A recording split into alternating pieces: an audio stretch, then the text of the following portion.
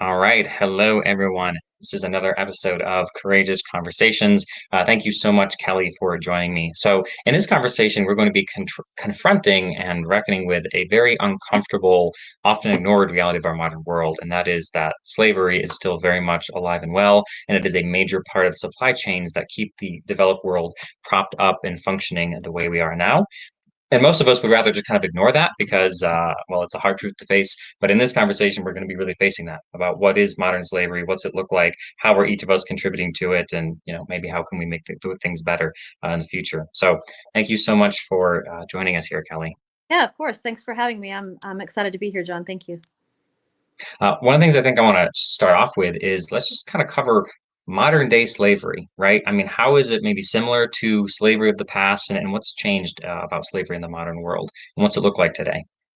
Um, so modern day slavery is going to look like anything that we do, whether that's from a labor or a sex trafficking standpoint, that forces an individual to do something that they wouldn't normally do via force, fraud, or coercion. Um, you can kind of take a mix or a spin on any of those definitions, but I think that the big thing that we have to think about from what we consider modern day slavery is just our perception of slavery, right? So what we decide is different. Obviously, we're not going to walk out onto a plantation where we see people in chains and shackles and things like that that are doing things for free. But um, I think anytime you are forcing someone or coercing them into doing something that they might not do under normal circumstances, you've established some type of slavery slash master role in that relationship. So I think that that's what we have to think about when we think about modern day slavery, are the modern grooming things that we do to people that would make them make a decision they wouldn't otherwise normally make on their own. So let's talk first about labor trafficking, and then we get into sex trafficking. So when it comes to labor trafficking, this is something that I don't think I was really aware of. But from what I can tell, a massive proportion of the things that I buy and that I have in my house with me today would not be possible at all, or at the very least would be a heck of a lot more expensive if there wasn't labor trafficking going on in other parts of the world that feed the supply chain that got these things in front of me. Can you go a little bit more into that and what that's like, what that looks like? So I think that what you're trying to get at is what I would call fair trade, or what I would call fair trade commodities, the things that I know I can purchase, that the people that are harvesting those things or making them or designing them or putting them together have been given an honest day's wage. Mhm. Fair trade is something that's it's kind of taboo in the sense that I don't think a lot of people actually pay a whole lot of attention maybe to the things that they purchase Sure. and have in their homes. I try to pay special attention to the stuff that I buy online, especially. I can say I'm not near as good in the grocery store as probably I should be. But if I Mm. do something with online shopping, I try really hard to make sure that certified fair trade stamp is a part of that. I recently had a discussion with a friend about coffee beans. I grind my own coffee. I'm a coffee junkie. Like that's my thing. But because of that, it made it easy for me to be able to find a fair trade coffee bean and know that what I'm purchasing is acceptable. But that's one of the commodities, right? That's one of the things that I use on a daily basis, whether it's a household item or something that I use every day at work. So I think when we consider labor trafficking and fair trade, we have to consider a few different aspects. From a business standpoint, you're going to look at that as a business person. You're going to do what you can to optimize your revenue, right? So you're going to do the best you can to create a product and sell a product that has the lowest cost, so you can have the highest revenue. Mhm. So your margin dollars are going to go up, and if that means that you market that product to happen in Malaysia or you market that product to happen overseas, while their minimum wage may be very different than what it is here, in their mind, you're giving them a fair day's wage. But in our mind, I'm looking at it as you just paid that 15-year-old girl $2 to make a pair of shoes that I'm about to pay you 150 for. And so Mhm. I think that we have to, as Americans, decide what we would consider that to be fair. So the flip side to that is now that business person has made a good business decision and they've been able to increase their revenue and their profit. I may see that as someone who's, you know, anti-trafficking and anti-labor trafficking, and I may be incredibly appalled. But if I intervene and I stop that 15-year-old from doing that and I shut down that factory and I make a big stink out of it, how many 15-year-olds did I put out of work and subsequently cause their families to not be able to put food on the table? And so I think that we also have to consider there are just so many unspoken aspects and pieces to that we have to really consider. We may not like it, and in our culture, it may not be acceptable. But in their culture, that 15-year-old is obligated to go to work and provide for her family. And she's known that since she was a child old enough to understand bills and money and paying for stuff. So Mhm. I think that we have to consider that. We have to take all those things into account. We don't have to like Yeah, it. And so I think that's why it continues to exist, because while we don't have to like it, it kind of is a part of society as the world turns, maybe not here in the States, but in other countries. it's interesting.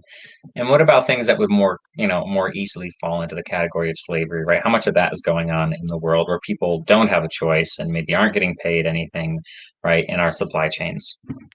Oh gosh. So you're putting me on my soapbox, John. Here we go. So child sex trafficking, I'm going to go there for just a second, because Yep. that is certainly a type of slavery that we don't want to focus on. In fact, I created a big stink here recently with some people that didn't like being told what was going on around here, that kind of got upset and got mad.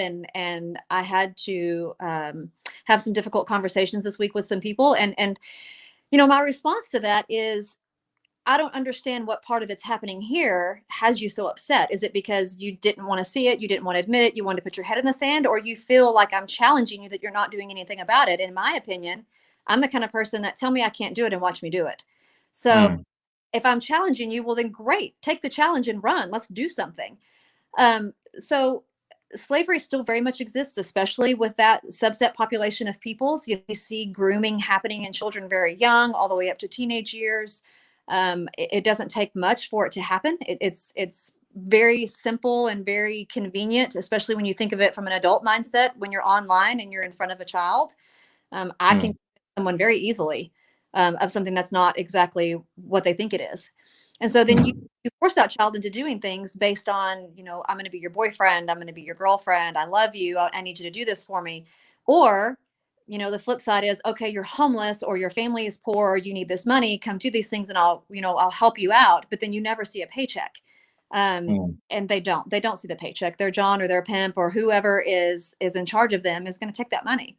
So child sex trafficking is huge, and it's a problem because it doesn't matter what the situation is. If that child is underage, it is not consenting, it is illegal. And so I know that there's a big push and a fight for something to be done that's going to address that. And I know that there's a ton of agencies and people that I'm very, very close to that are working hard to make a difference. But I think, John, that as long as evil exists in this world and as long as people are turned on by sex and the sale of sex, it's going to continue. yeah, You just can't stop it.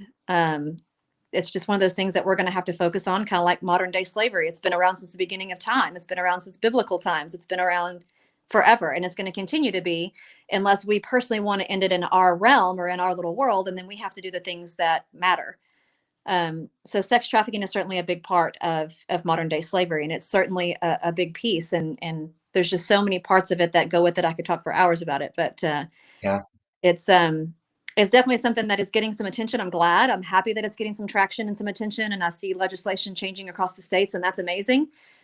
What I want to see now are the advocates, the survivors, the supporters, the legal teams, the nonprofits jump on board with the legislative changes that are coming down, and let's start taking advantage of them, and let's start getting these people some real help.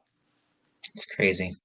I watched a TED Talk not long ago from a woman who had spent time being trafficked, and now works to help people get out of that. And what blew me away is, I guess, the form that it takes, right? You always picture sex trafficking as being simply limited to some dark van pulls up to a playground, grabs someone, throws them in the van, and then drives away, right? And it's simple as that. But like, while that may happen, the majority of it is much more, I don't know, psychological than that, Yeah, where there's a lot of manipulation and coercion and like, in the end, these victims willingly, right, are doing these things, not because someone has a gun to their head, yeah, but it's because of just kind of the situation they've been trapped in and the manipulation that's been done to them. And it is just horrific. And it also made me realize, right? I mean, my kids are young, but it made me realize that like you do have to be careful with kids online, sure. because this is how a lot of it starts, right? Is with these online interactions that pull people in. I think a lot of it comes down to paying attention to what your children are doing online. Like you said, does your child have Snapchat? Do they have Instagram? Do they have Facebook? Who are they talking to? Who are their friends? Where are they going? um, what are the things that they're into, something as simple as a hobby. Maybe that hobby is something simple, and you drop your kid off at the tennis court. She loves to play tennis, and you drop her off and she does her thing and you go pick her up. Yet you may not know that you dropped off the tennis court. She's not playing tennis. She's meeting someone. And that person's picking her up and they're going to do their thing. And then he brings her back, drops her off, mom picks her up. And she lives a very normal life.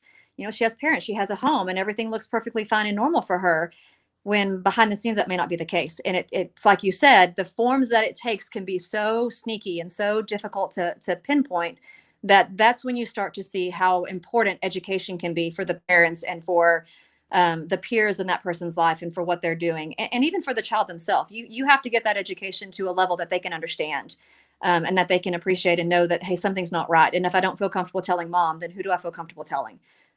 This person on Instagram is asking me to meet him, and he looks like a 16-year-old boy, and he's super sweet, and everything's fine. But then before you know it, he gets her to send him a picture, and now that turns into they're being blackmailed, and they have to either send more or do what they're told, or they're going to turn it over to mom and dad. And it's this giant snowball effect, right? And so you Yeah. have forms. Yeah.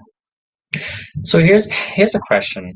I don't know if you have an answer to it, but if there's such a high, occurrence of this stuff happening, right? Obviously, there's demand and people who are paying for sex with underage children.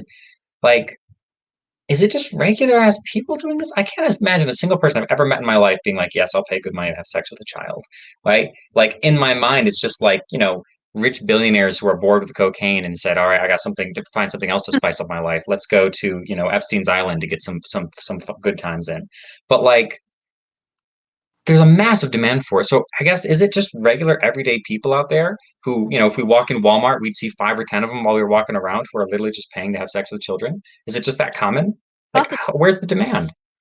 So I think the demand falls into sex sells, and I mean, John, it really is just that simple. So I've done some research for different things, and I've published some articles about this.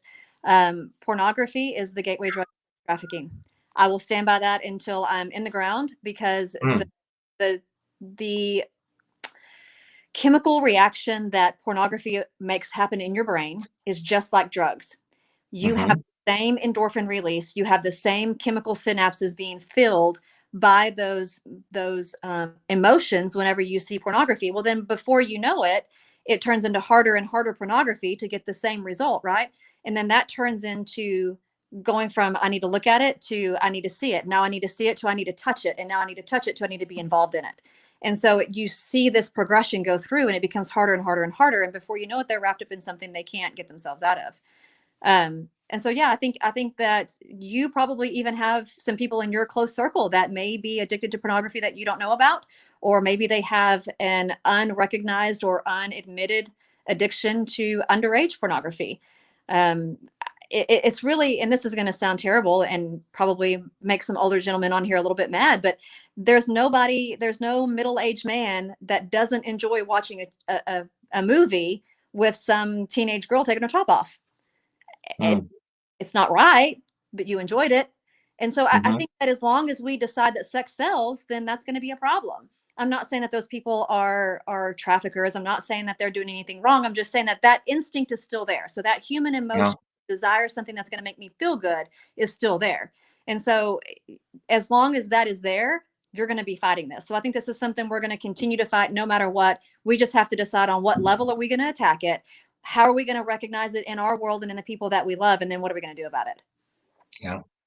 It's interesting. As you brought that up, I realized one day I should have an episode about porn. Like, how more of a courageous conversation could there be, right? It's like one of those, I would say a commonplace, if not near universal thing that no one ever talks about.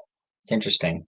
So, I think a lot of people would feel like, porn is harmless because when you get these urges, you can satisfy them in a way that doesn't hurt anyone necessarily. And that would almost keep people away from like true sexual violence, right? Because they have another outlet.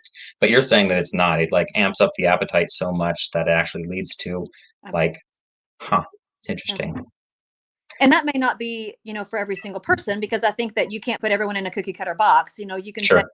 some people can do drugs and they did them when they were, in college recreationally and walked away and never did it again. That's Yeah. fine. you also have that subset of people that they do drugs one time, they're addicted, and they continue to do more and more and more and harder and harder and harder. And so Yeah. obviously that's personalized, and obviously that's different person to person, and depending on what their situation is, and maybe even what their psychological background is, or what their underlying psychological issues may be. But that potentiation is there. Like, it's possible for that to happen. And so I think that all those things have to be considered. I'm not saying that adult fair pornography is wrong. I just don't subscribe to that being the norm, if that makes sense. Yeah. Yeah, that is. I do feel like this would be a very fascinating topic to really dive deep and dedicate a whole episode just to that, because again, Yeah. it's such a big part of modern life that never gets talked about. So back to human trafficking. So maybe you don't know this, maybe you do, but I guess, of all the human trafficking that's happening, is the majority of it sex trafficking? Is the majority of it globally labor trafficking? Like, where's the biggest, market for this, right? For the human beings who are losing their freedom and being pushed into a life they don't want. Is it mostly sex trafficking, or is it a good healthy dose of both? It's actually the bigger part, according to some of the more recent surveys, is that labor trafficking does make up the majority of human trafficking. So from a Mhm. labor standpoint, that's really huge. The flip side to that is obviously sex trafficking is the one that gets your attention, right? So that's the one that gets maybe Sure. attention, but it's not necessarily the biggest piece of the pie. Labor trafficking really is the biggest part of human trafficking worldwide. Yeah. And when we're talking about labor trafficking, again, how much of it falls in the category of paying somebody low wages, but it's still kind of a more or less at will employment situation? You're just paying them terribly. And how much of it is someone has lost their freedoms, they don't have options, they've been put into a corner, and they can't do something else even if they wanted to. I mean, I think that's $1 million question, John. I don't think that you can get that answer. I think Mm, that I've had arguments with people about this before. While we're creatures of statistics, like we want those numbers and we want to know. Well, yeah, there comes a point when you can't get those numbers. You're not going to get those people to answer the question for you to check the box. So I don't know that yeah, you ever get a true number to say how much is what versus the other, but I think that you certainly have to consider those options. Like I said earlier, when you start thinking about labor trafficking, is it they're there because they really don't have any other choice? It doesn't make it right. It is still wrong, but they're doing it because they have to, versus they're doing it because they're forced to. I think both of those weigh the same. I think you're still forcing someone to do something either for no wage or for a little wage because they feel like that's what they have to do. yeah. Yeah, that's true, right? The line between I'm forcing you to do it at gunpoint versus I'm forcing you to do it because if you don't do this, you're going to starve to death. It's not actually that big a distinction, For you sure. know? It's like, if you give someone five options and each one of them is equally terrible, are you really giving them options, right? So again, it's like, well, you could leave this factory if you wanted to and go to the one across town, and it's the exact same thing there, right? So it's this system where it becomes normalized and almost universal to be exploiting people in one part of the world, draining their lives of joy and satisfaction so that you can provide something to people in another part of the world which will enhance their lives and give them more joy and satisfaction in their lives. Like, that's the part that makes me feel icky, right? So I think to myself, what would it be like if I lived in a world where everything was fair trade, right? I Right. wouldn't be able to afford half the shit I have right now, right? I Right. would have to be very, very selective about what I bought. There'd be no more wandering through a dollar store aisle and just grabbing random shit because I want it. Kids' birthday parties would no longer be explosive piles of monstrous heaps of plastic toys, right? Right. Like, you'd have to be very, very selective about what you bought because you couldn't buy half of what you bought. You'd have to be like, all right, food is priority. There's a little bit left over, and we wouldn't have certainly the amount of electronics we have, right? The amount of kids' toys and clothes, good God, clothes and shoes and all these things, right? We wouldn't have. And I think I don't know if I like that life so much, right? It's kind of nice having abundance and being able to buy a pair of sneakers for $50 because I want to. And it's nice that when my kids run out of a pair of shoes because they lose them or get them muddy, I can go spend $10 and get a new pair of shoes at Walmart. Like, I like the convenience of this world, but the price of this convenience for me and this abundance for me is that other people across the whole planet have to live much more limited, much more restricted lives, right? Where their happiness and satisfaction and freedoms and fulfillment in life is pulled away from them so that I can have more flexibility and freedom and fulfillment in my life. Yeah. Well, and I think that, let me play devil's advocate here to you for just a moment. Uh, so let's think about that, maybe that factory worker, okay, that's helping to build those products that you're getting so much enjoyment out of. Um, because their life is so terrible at baseline, okay, let's just say that they are the bottom of poverty, the bottom of poor, and their life at baseline is just awful. Well, Hmm. now you give that family or one or two people in that family an opportunity to work in this, quote unquote, sweatshop, and they decide to go to work. Well, you've actually probably given them a little bit of restorative emotion to their lives as well, right? So you've given them a job, even though it's a crappy job by our standards. Maybe you've actually made their life a little bit better. So as an employer, that person may look at you and go, well, hey, John, you know what? She was destitute and poor and living on the dirt. And now that she works in my factory making 50 cents an hour, she can put food on the table for her kids every night. You don't like it, but she's actually living a better life. And you see what I'm saying? So you kind of have that flip Yeah. side you have to think about too. So it doesn't make Yeah. it right. And by our standards, it's still very wrong. But by that person's standards and by that person's baseline, what they're used to living, that may be the cream of the crop. Yeah, so it's almost like you can't fix, this problem on an individual basis, like let's shut this factory down, right? Or even let's shut 10 factories down, right? It almost seems like you would have to address the whole system in general, right? Like what the hell is going on that that working for 50 cents an hour is an improvement in their life. Yeah. That being in a factory which, doesn't follow any sort of safety protocols where their life is at risk every single day is actually a better outcome, a better option than what they had before. Well, and then Like, say about the standard of care, like the standard of safety and the standard of the minimum wage and the standard of the dollar bill. Now, what system do you adopt? Do you say, okay, well, we're only going to use America's standards, and so you have to have OSHA inspections and you have to pay minimum wage at this amount? Who's to say that our standard in those environments is what's right because we say it? So then you get into an even bigger discussion of now, if you're going to do this globally, where's your standard and where are you going to adopt it from? yeah. Yeah, this is a more complicated issue than it appears on the surface. Are there any things that maybe are easy wins, easy targets to go after, things that aren't that complex, where it's pretty easy to say if we did this one thing, it would be 98% positive, right? Are there any quick wins like that that you can point to in the world of, you know, modern day slavery?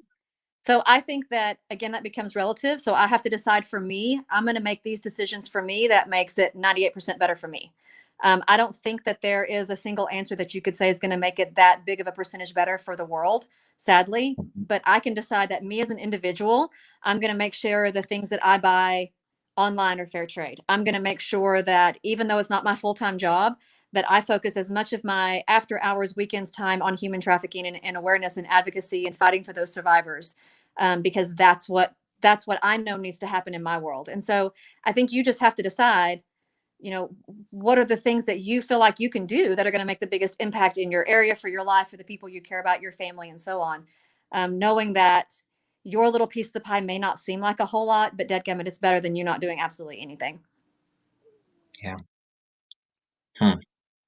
One thing I want to bring up while we're on here. So there's a um, kind of a test or a quiz or something that's put together by slaveryfootprint.org, which just kind of estimates for you based on what your lifestyle is, where you live, and what kind of products you buy, how many enslaved people are necessary to fill your house full of products that you have, right? Right. Um, and again, I imagine, right, that line of what's an underpaid worker and what's a slave probably gets a little bit blurry for sure in this, but it's a very interesting resource. So I've taken the quiz twice, right, and gave, slightly different answers, right, because a lot of the stuff that they're asking you to estimate is hard to know for sure. But I'm pretty comfortable saying there's probably 60 to 80 people worldwide who are enslaved, or are working in enslaved conditions that are required to be able to fill my house full of the stuff I have and give me the life that I have.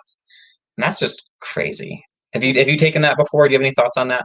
Um, I haven't. I'm not faulting you for taking it, and I have my thoughts on it. So again, Mhm. I go back to the standard. what Yeah, what do they determine as being slave labor? What standard are they right. using that that's not okay? And then who created it? What kind of research did they do when they put it together? Where are they getting their information from? So I try to steer clear of things like that, mostly for the Hmm. reasons. Like I told you, I'm a big numbers person. I'm a big research person, and I want to know that Yeah, what I'm analyzing and talking about is accurate information. Um, yeah, but having said that, I also know that I can look around my house and make those decisions for myself. And I think that anyone that invests themselves in even thinking about this can do the same because they've done the research. Um, yeah. but yeah, I agree with you that even if I didn't take that quiz, I could probably say about the same. I could probably say that there's a considerable amount of people that whose lives are probably not even halfway close to what I would want them to be went into forming the products that even built my house. Yeah. So I think you mentioned earlier about how there's maybe some possible legislation changes and nonprofits and advocacy groups should be jumping on that. Yeah. Let's talk a little bit about when it comes to public policy, right? At a national or state level, what changes can be made, are being made, should be made to make the situation better? So some of the things that we saw in Texas, Governor Greg Abbott did a great job of making sure that there was some legislative changes in for healthcare providers or direct care patient providers to have human trafficking training. So that was a huge step Mm, in our requirement. So any person that has any direct patient care at all has to have this training. So that's the whole gamut of people that have contact with patients, right? So that's your even a physical therapist, a speech therapist, anyone in the hospital, any kind of patient setting has to have that training, right? So that's one yeah, of the things.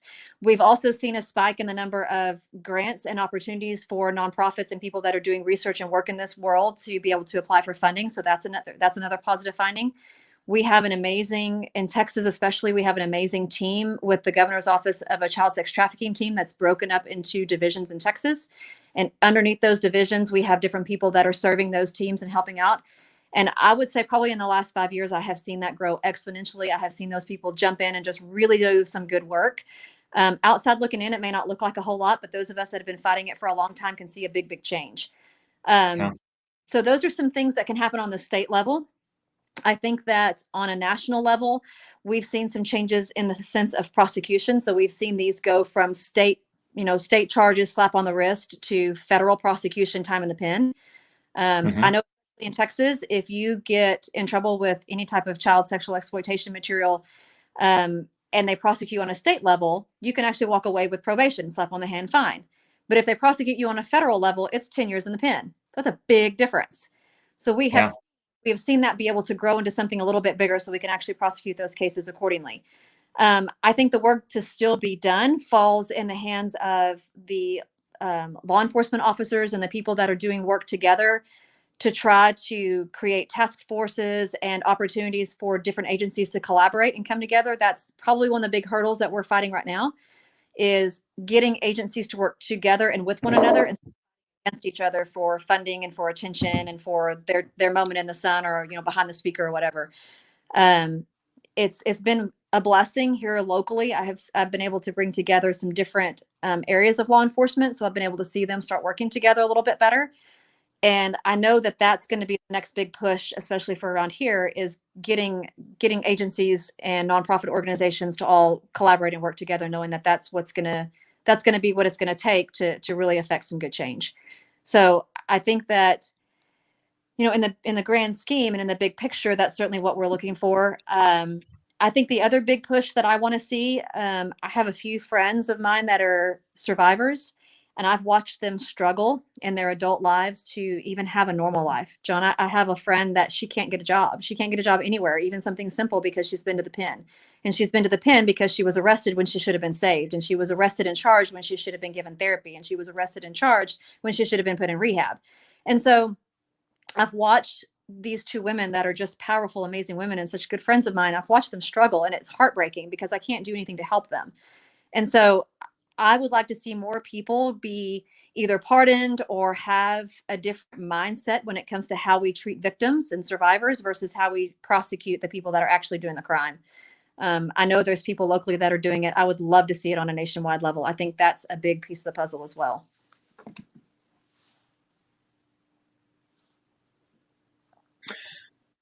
What question just came to mind? So if if the authorities bust a case of sexual exploitation or sex work happening, is it the person who paid for the services, receiving the services, who's in trouble? Is it the person who gave the services who's in trouble, according to our current laws? Um, I honestly can't answer that because law enforcement is not my forte. And a lot of it depends on where you are, what county you're in, what city and state you're in, and Hmm. the age of the person involved and what services were being rendered. And so obviously there's a line there. consensual versus non-consensual. If they're under the age of 18, it's, it's non-consensual no matter what. And then so the person buying obviously is in trouble. Yeah. Um, Yeah. Prostitution obviously is still illegal in most states. And so if it's an adult prostitute and she's there willingly as a prostitute, she's going to get busted as a prostitute. But I will also tell you that of the instances that I've been involved in, the number of women that are truly consenting prostitute, that's their full-time job, and that's exactly where they want to be, is less than what you would think. That's probably not at all where she really For wants to. sure.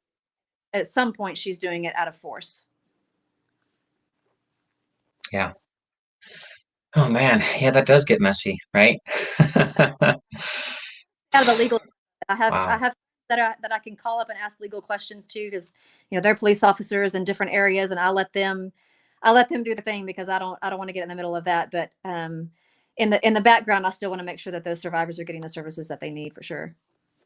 Yeah. Wow.